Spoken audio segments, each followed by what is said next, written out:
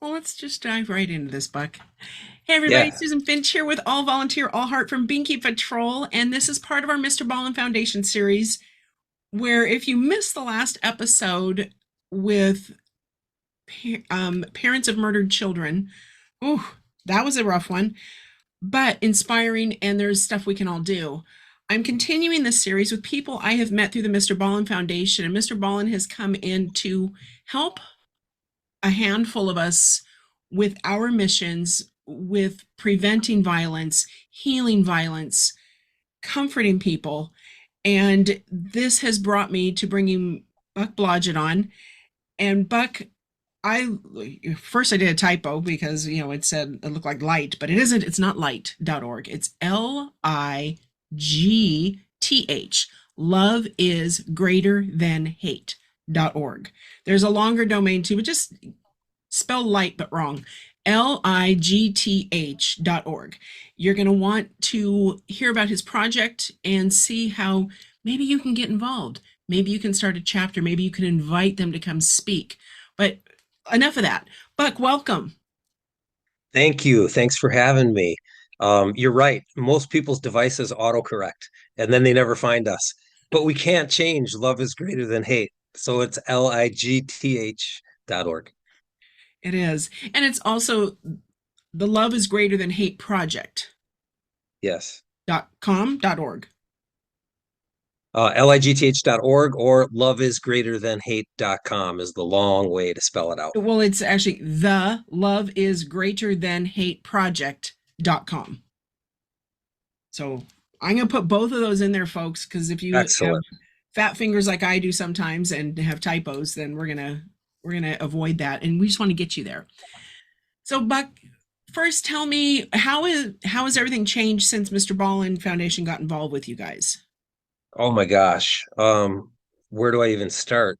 Just the first, just the shock of a stranger from the other side of the country being moved enough to donate the size of the donation that they did, 5 times bigger than anyone we'd ever had, just from seeing a Dateline episode. Jessie Stories on Dateline for those who don't know, and and then and then ever since then, Mr. Ballin, the foundation doesn't just financially back our organizations.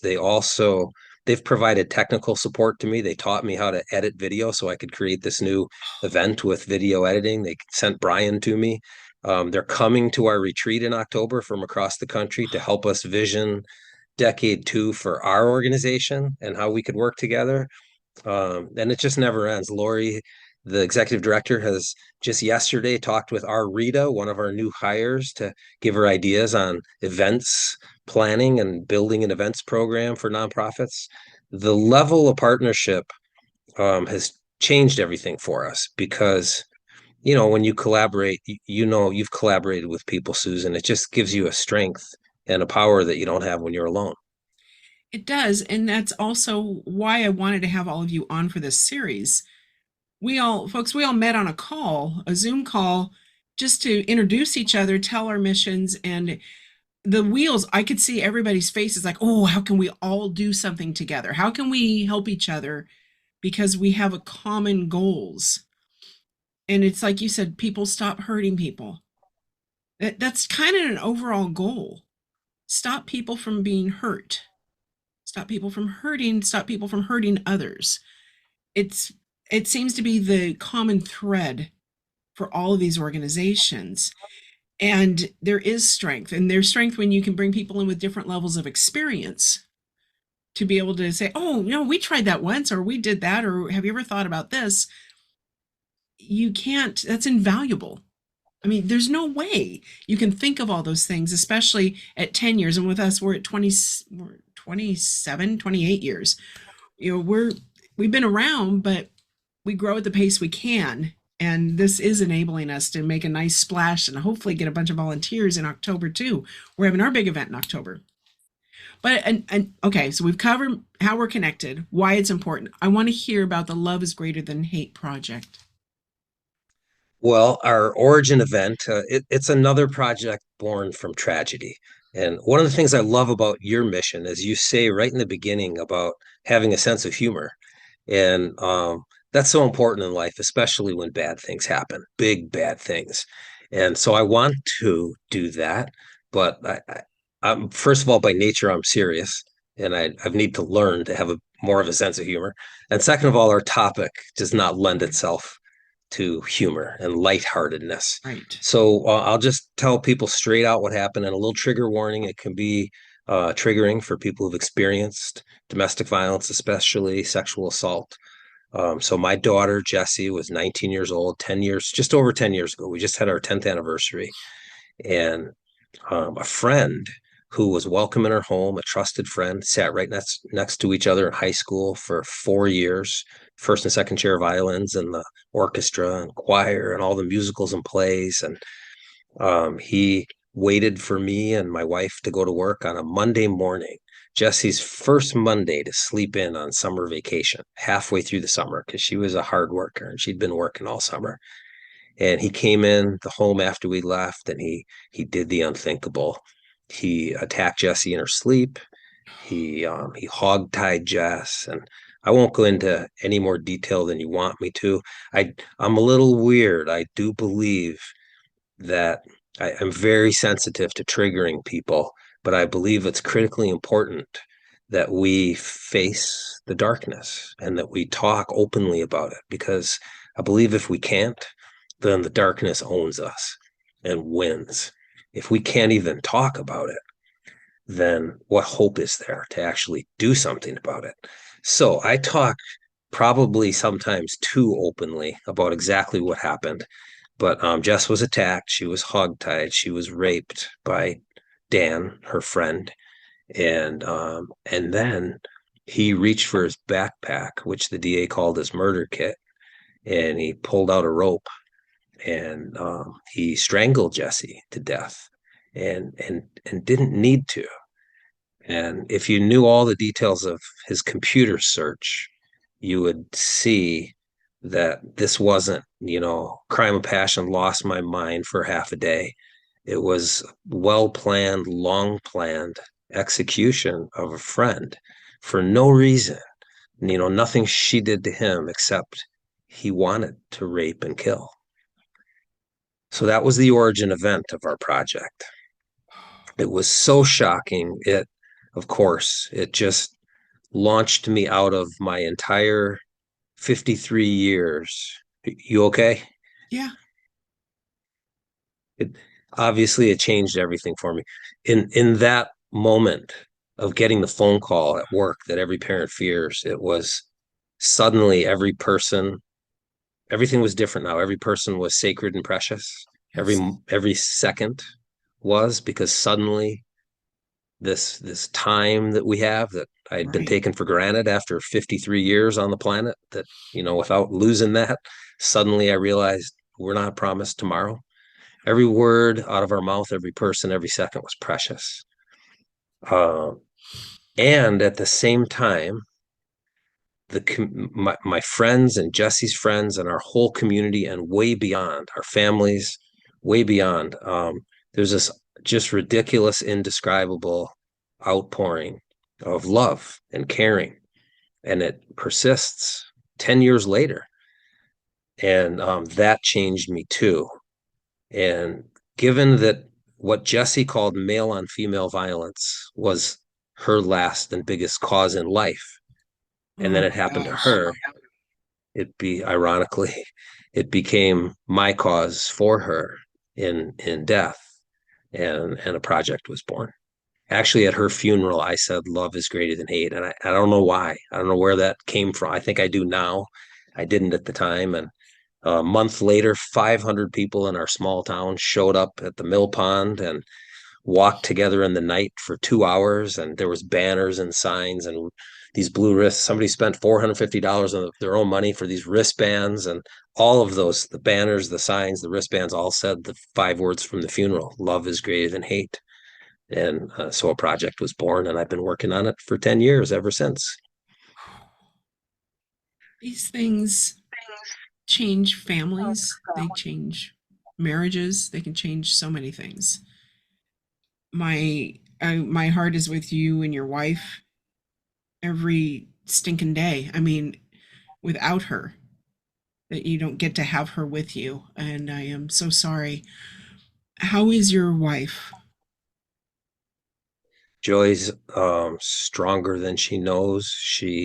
We're two different people, and like we share life. We've been married 37 years, and I love her dearly, but her reaction to this is different than mine, and I Yes. have to watch out. I don't, because of what I do, I constantly re-expose her and I to trauma, and I need to minimize that. So I'm talking a little softer right now because I'm out on the lanai in our new Florida home, and I don't have our new desk and my home office set up yet. So yeah, she's great. She'll never be the same. No. She's a mom. Jessie was our only. So, we have a few friends who've lost children, but we don't know anybody who lost their only. The others at least have somewhere still to put their parent love. And now we've moved down here to a retirement community, and everybody's grandkids come to visit. And what do we do? When Yeah.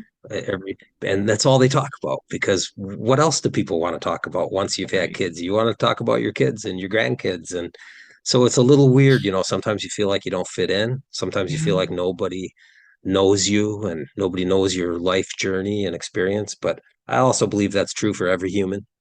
Just we all have Nobody's getting out of this life without a whole bunch of little traumas and a few really big ones too, and so we're just a different iteration of that, trying to get through it together. I'd say I've learned over the last, especially the last 10 years for some reason, and my kids have helped me see this, that I have to be careful to not judge somebody's outsides by my insides. Yeah, And that's so true. to remember that there's stuff tucked away. We don't know their story.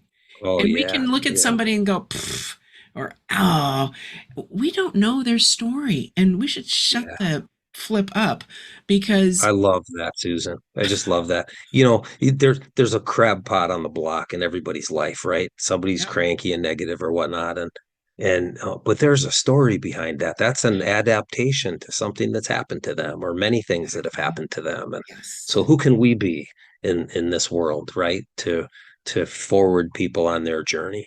We can be the light. We can be that bit of hope. We can be that respite. It's the one thing that I've been trying to do for the last several years is, every Catholic here, every Lent, try and commit to some good behavior. Mm. I don't do resolutions, every year or anything like that, but I try and take on either a good behavior or lose a bad one.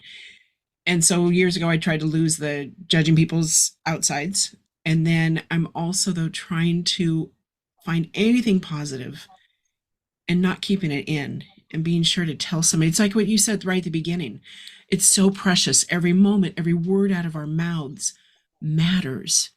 And we don't know if that little piece that we just had as a fleeting thought could transform somebody's day, could keep them from becoming that crab pot on the corner. And we owe that to humanity. We owe that to our existence to I believe be that's that what light. we're all. Yep, that's what we're doing here. We're Yeah, all supposed to be growing in that direction and getting stronger and better every day at being that for someone else. And I am not Catholic, but I worked with Mel for 10 years, who is. And one year she got me on Lent. I love Lent because it's a practice. It it was is. 40 long days of trying to not drink coffee. That was pretty difficult for me. Sugar and but starch for me. That was bad. but to practice, what if we practiced forgiveness every day in a real life daily application for 40 days in a row and got better at it, Right. or love, or like that. Yeah, Yeah. Isn't it 32 days or 33 days it takes to form a new habit? So I've that heard 40, that. yeah, so I the think I'm in 40 the puts you over exception. the I edge. I think it takes 32 years with me, but I'm trying. But I do have a daily routine, and we do work in prisons. And one of the things I'm always talking to the guys about, you've got to have a daily practice. You have to. If you don't, you're going to just stay the same. If you want to transform and grow and change, it's like anything. You want to learn a musical instrument. What happens? You practice every day for a half hour, an hour, and you take a lesson every week. Or if you want to get good at a sport, you go to practice for the entire season, and the coach, you know, same thing with love, same thing with forgiveness, same thing with becoming better people. It takes work. It doesn't just happen to us. We have to You just practice. dropped this out there though. When I go to the prisons. Okay, let's expand on that. What do you mean you go to the prisons?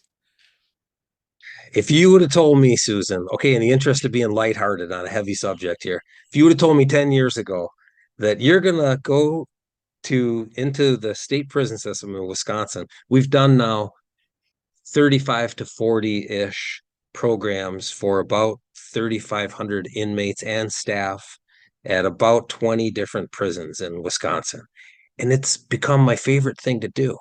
I mean, I'm in Florida now, and there's pools all over and golf courses all over, and I love all that. But I love going into the prison system and working with the guys. And I think the reason, there's many reasons, and one of the big ones is they're hungry for it. They they're not like, my experience of the prison system is not what you see on TV. I mean, it can be bad and it can be a cold, hard, violent place, but most of the people in there want to do better. Don't we all? Don't humans want to get better? Don't Hope, most of us? yeah. Something inside of us. They want to, they want to. In fact, one guy said, I went in with Pastor John once, and John asked him, "What's your biggest fear?" And one of the first guys stood up and said that I can't change. I won't be able to change. And that just went, ooh, that's one of my big fears now that he mentions it. I don't want to stay the same. I want to get Right. better and help people more in the limited time I have left. Wow. What a way to use time. And you're always reading about the records of most violent prisons, the terrible prisons, and all these things. The Wisconsin system sounds like you have made a difference, maybe adding to the I peace of the environment. I am a person who doesn't see, I think this is universally true, but maybe more for me. I have low self-esteem by nature, though you'd probably never believe it being on a podcast with me for a little while, but it's true. And I don't see the difference I make generally with people. And every once in a while, somebody says something or does something, and I go, oh, wow, that landed with them when I was here last year, and they've remembered it ever since or whatnot. So I believe it's hard for all of us humans to see both the good and the bad impacts we have on everyone around us. So it's important for us, and it's a duty of being human, I believe, to be intentional about, to have to work at having a certain amount of focus and awareness of how we're treading on others and the impacts we have and what they are, and can I can I invent and create the very best possible outcomes that my potential is when I'm with you right now, or when I walk into Dodge Correctional and I'm with the 50 guys for an hour. I think part of it too, you're calling it low self esteem. I would challenge you to call it ego. And Yes. and a lot of times when we are driven with our hearts and our souls to do something, we're not paying attention to the ego part. We aren't paying attention to the pats on. We're just doing what we're supposed to be doing. And I get surprised all the time with Binky Patrol. Letters will show up, people will email me and tell me the impact that a blanket had on their family, had on their child, that their child still has it, that 20 years later somebody writes me, mine's tattered, can I have a new one? I said, it's been 20 years. And We got a prayer shawl from some lady in New Jersey. Now, I'm from Wisconsin. I have no idea how she actually, Good Morning America did like a minute on Jesse's story when yeah, it first broke. I never knew news shows did that because wasn't watching them. This lady, now I was an atheist at the time, this lady said a prayer on every stitch right. of this shawl she made for us, and tracked us down and sent it to us. And she has no idea to this day the impact that had on me. I don't know if I even understand the full impact that had on me. Oh, I It's hear that awesome one what you minute. do. Well, Binky Patrol, when we started, I, if you read our story, five of us out front, I put a sign up sheet. I had five people sign up. We had a little tiny blurb in our newspaper in Laguna Beach that got picked up by Oprah Winfrey's people. And so that first month before we were a nonprofit, before we had our 501c3 status, before I knew how to sew properly, we got mentioned with a photo of me with my little dog in my art gallery with a blanket. And she talked, and because it was for National AIDS Awareness Day. So that's what we are still, I still have that in our mission, because that is where we started, because those kids were shunned. Those kids were shoved aside as if it were their fault, and who cares? They're and so for that show, she had, just a mention, put my phone number up there. Good golly. And we went national that moment. We weren't ready, but I had You to say launched a yes. nonprofit before you even fully knew how to sew. Before I knew how to sew, before I had my paperwork in order, before I had there were no websites then. I didn't even have voicemail, but I knew I had to say yes, because I can't say, "Oh, can you call me back?" You say yes to Oprah, you say yes to Family Circle, you say yes to the opportunities, and you figure it out after, because they are gifts. And they're put there for us to be able to do what we're supposed to do. And so we say yes to Mr. Ballin, we say yes to everything. And we figure it out, because as long as we stay true to our missions, then there is no wrong with it. For everybody who's listening, this is how callings work. If you haven't discovered or invented your calling yet, um, for some people it's a discovery because it's a spiritual thing. For other people, they're creating it themselves. All good as far as I'm concerned, whatever. If you have, this is how it happens. It's like you're not even ready, No. and boom, a door opens, and sometimes it's a big door, and you can't say no. You can't No. say no, because not because it's Oprah, but because you can just feel and know and tell that something big is trying to happen, and it wants Exactly. you. It Yes. wants you, and it needs you, and you're the one. You got picked, whether you knew how to sew or not. You got picked. I got So picked. what do? I still don't want to be an executive director of a nonprofit, but I'm a dad I know. I just want to who make blankets wants with to my do something. friends. I just want to make blankets with I, my friends on the deck and drink wine, because that's what we used to do. if people stopped hurting each other, I'll just go golfing and fishing the rest of my That's life. right. But until that happens, we've got to do something. That's how we feel too, until we run out of kids to give blankets to. We keep making blankets, and some come back for a second one. And that's how that is. And they knew where to go. And yeah, It can be a kind word. It can be anything at yes. all. But the Yes, a point is, binky isn't always a blanket. You are absolutely right. It's the same thing that you're talking about. It's that reminder of love, that they yes, are but seen, that they are loved, that they matter.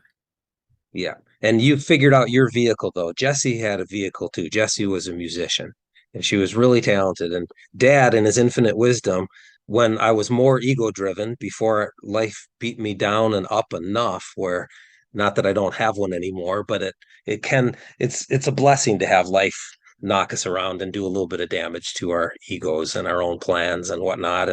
And Jessie, I used to, I had her in swimming. She was in the tadpoles when she was 4, and then it was tennis and basketball and baseball, and I won Dad of the Year one year when I signed her up for in 3rd grade for what I didn't realize was co-ed fast pitch hardball. And then it was about 5th grade where she figured out her gifts, and it was music and her voice and her creativity. She was an artist and a performer, not an athlete. And lucky for me, I was old enough and deep enough into life to know that it was my job to help her find her gift and support her in her gifts. But she found her vehicle. She wanted to change. For her, she loved music, but it wasn't just about music. It was, she really wanted to change the world, and music was going to be her vehicle, just like blankets are your vehicle and talks are my vehicle. We all have a gift and a skill, and we all have a calling. And one of the things that Love is Greater Than Hate is here for is to help people find their voice, so that when they find their calling, they got a platform and they can do something with it. What was Jesse's instrument? Piano and violin and voice. And that Wow. kid, she created you know how kids can do anything on the computer nowadays. Yeah. She created this flyer, and I saw it and I thought, honey, that's really great. And we drove it around and stuffed mailboxes in Hartford. We covered about 2/3 of our 14,000 person town in a couple months. In the last 2 months of Jessie's life, she built her business from scratch. She had 28 young students coming to our house weekly for voice, piano, or violin lessons. And I'd watch them, I'd hear the high fives and the good jobs, and I'd see 6-year-olds walk down my driveway on their tippy toes, all inspired by my daughter. Wow. And then, just like that, the music stopped and it was over because darkness struck, evil struck. And I knew in that moment too, something in me, though I've always been to try to see all sides of everything. I knew it was time to take a side. There is good and evil in this world, and it was time to fight a spiritual war with love and peace and joy. Wow. And that is such a physical, such a sensory change for you. It's the one thing when yes, it's tragic. Your daughter is gone, but the lives she touched, that she inspired, that she changed, and probably has continued to change those kids that walked away on tippy toes. They will always remember her, but the life that they brought to you, you don't always realize the gifts others give us until they're gone. Oh, 2 weeks ago, I got a private message from, I call him a kid. She's probably 22 or 3 now. And I didn't know her, didn't recognize her name. Turns out she was one of Jessie's. She took violin lessons, not one of the ones paying and coming to our house. Jessie used to love to go back to her middle school too. One of her great mentors was Mr. Huckstep, who took the Central Middle School orchestra program from 20 kids to now I think there was 400 kids in the whole school, and he by the end of his tenure he had like 240 kids in the middle school orchestra. Wow. That tells you something about him. And Jessie loved him. She loved to go back, and one of those kids reached out to me and she said in her message that Jessie's Jessie lives in my music now. And I thought, I've said that myself a couple hundred times, but it really hit home when she did. And I believe that's true for all of us too. I believe we all live in each other through our words and our deeds and our music and all of our connections. Yep. Modern physicists say that string theory, String we are theory, all, yes. Yep. yeah, we're all connected by invisible bands of energy or strings. And if they're right about that, then that goes way deeper. Our connectedness with each other goes way deeper, I think, than we understand. Oh, what can we do to help you? Be um, something more practical. Forgive someone today. Forgive someone today. I believe forgiveness is the greatest space creator that we have. And I'm from this little place just south of Green Bay, Wisconsin, where we got a little thing called the frozen tundra, Lambeau Field. And any football fan knows about the hallowed halls of Lambeau. But you can't have the Packers Bears rivalry is one of the oldest and we think the greatest in sports. But you can't have the game if you don't have the field, if there's no space to play the game on. And for me, the game of life, which is infinitely more important than, can't believe I'm saying this. I'm a sacrilegious Packer fan, but life is so much more important. And if the game is love and peace and joy, there's no better field. We have to forgive. So if anybody really wants to help, do that. Just and pick the big one. Pick the one you can't or you won't. And if the dad of a murdered girl can forgive the killer, then who is it? And what is it that all of our listeners can't or won't? And would you be willing, if you believe, like I do, not that you do, not that you should, but if you have some sense that forgiveness has the power to change and transform everything, then would you be willing? And I think a lot of us believe in that in theory, but when it comes right down to the rubber meets the road, getting down in the dirt of life, oh yeah, dang it, my brother, I forgot that mad at him and blaming him still, and he's wrong and I'm right. And there's that tension between, that's where the hard work, where the real power to transform everything lies. Oh, what a wonderful challenge. Buck, I can't thank you enough for coming on, sharing your story. I'm glad we got you to laugh a little bit. And yep, you're not alone. I mean, we're all there right with you. So thank you. Thank you so much. And remember, everybody, the TAG, love is greater than hate.com. Or if you're accurate when you type, ligth.org Yes. will get you to the same place, and you can learn more about their mission. I saw that you have something with chapters. Tell me about chapters. We do. And just super briefly first, I just have to thank you too. And I just have to say what I always do, but it's still true. Dan not only stole Jessie's life and her future, he also stole her voice. And you have given it back to her today. That means everything to me, obviously. So we just celebrated decade one 2 weeks ago. Jessie was killed on July 15th, 2013. I guess it was three or 4 weeks ago now. And we launched decade two. And one of the things we envision in decade two is Love is Greater Than Hate chapters or pods all over the planet. And, a lot of people don't believe our mission is possible. And even those who really support it and want to, it's just not possible to end violence against our girls and women and presence love on the planet to whatever level we need to do that. Well, if you can't believe that that's possible, we have this 100-year vision, the end of interpersonal violence by the end of the century. Couldn't you at least believe that 20 years into this 100-year plan, we might be able to build 100 chapters all over the planet? Well, that'd be a pretty good start on a Yeah. 100-year plan to end violence, to create 100 pods or chapters all over the. So, anyways, we just had this vision recently. It's in the early visioning stages. There's Okay. no content or program yet. We're going to write that in 2023 and launch chapters in 2024.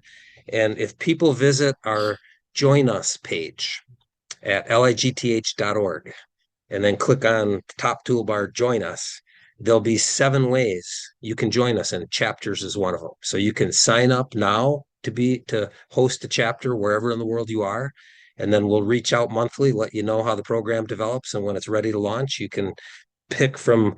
We hope to have 100 or more menu items, and some real user friendly and easy that people can implement and do, and some more involved if people want to be more committed and dedicated. Oh, fantastic. Thank you so much. Thank you, Susan. Well, you can listen to the replays. Go to binkypatrol.show. You can find more about Binky Patrol on our website, binkypatrol.org. That's binkypatrol.org, or in all your favorite podcast apps. We will be continuing this Mr. Ballin series, and you are going to meet some outstanding people, and you will have so many options on ways to help change the world. Maybe an hour a month, maybe an hour a week, maybe an hour a day, but you can do it. We can do it together. Thank you.